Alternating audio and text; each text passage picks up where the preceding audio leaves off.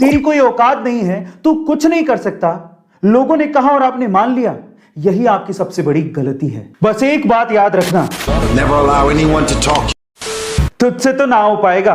तू अपनी औकात से ज्यादा बड़े सपने देख रहा है। जितनी चादर हो पैर उतने ही पसारने चाहिए। जब ये लाइनें आप लोग अपने आसपास वालों से सुनते हो, स्पेशली अपने रिश्तेदारों से और अपने घर वालों से सुनते हो ना, तो हमारी हिम्मत डाउन होने लगती। हमको अपने आप पे एक सेल्फ डाउट आने लगता है। हम ये सोच में पड़ जाते हैं कि मैं किसी लायक भी हूं क्या। अगर आपके साथ भी ऐसा कभी भी कुछ हुआ है या हो रहा है, तो आज की कहानी बड़े ध्यान से सुनना, यह आपको बहुत काम आएगी। तो हुआ कुछ यूं कि एक जंगल में एक बरगद का पेड़ था और उस पेड़ पे चील ने अंडे दे रखे थे और उसी पेड़ के नीचे जंगली मुर्गी ने भी अंडे दे रखे थे।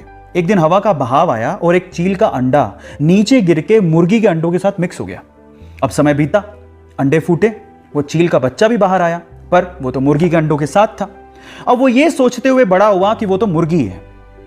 अब वो वही करता जो कि मुर्गियां करती थी। वो उतना ही उड़ सकता था जितनी मुर्गियां यूजुअली उड़ती हैं। और आपको तो ये पता ही है कि मुर्गियां ज्यादा उड़ नहीं सकती। एक बार वो चील का बच्चा जो कि मुर्गियों की तरह पल रहा था, उसने आसमान में चील को उड़ते देखा। तो उसने अपनी मुर्गी मां को पूछा कि मां, वो पक्षी कौन है जो बड़े शान से उड़ रहा है। मां कहती है, बेटा वो तो चील है। तो बच्चा मासूमियत से सवाल पूछता है कि हम लोग इतना ऊंचा क्यों नहीं उड़ सकते। तो मां कहती है, क्योंकि तुम मुर्गी हो। और ये सोच के कि वो मुर्गी है, सेल्फ डाउट में कभी उसने ट्राई भी नहीं किया ऊंचा उड़ने का और सिर्फ मुर्गी बन के वो जीता रहा और एक दिन मर गया। अब इस कहानी का क्या मोरल है, क्या इसका मतलब निकलता है, क्या आप जानते हैं? इस कहानी का मोरल यह निकलता है कि लोगों ने आपसे कहा कि तू नहीं उड़ सकता, तेरी कोई औकात नहीं है, तू कुछ नहीं कर सकता, लोगों ने कहा और आपने मान लिया।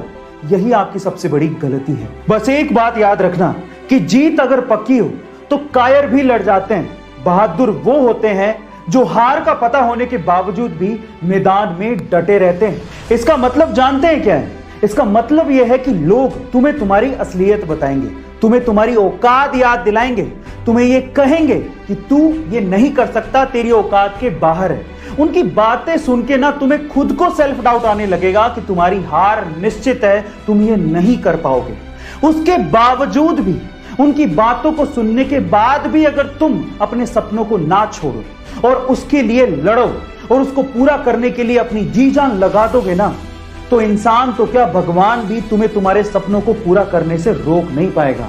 इसलिए जब लोग आपको आपकी औकात बताने की कोशिश करें ना, तो उनको ये कहना कि मैं नहीं बदलूंगा अपने सपनों को, अपनी औकात से मेल कराने को, मैं बदलूंगा अपनी औकात को ताकि वो मेरे सपनों से मेल खाएं।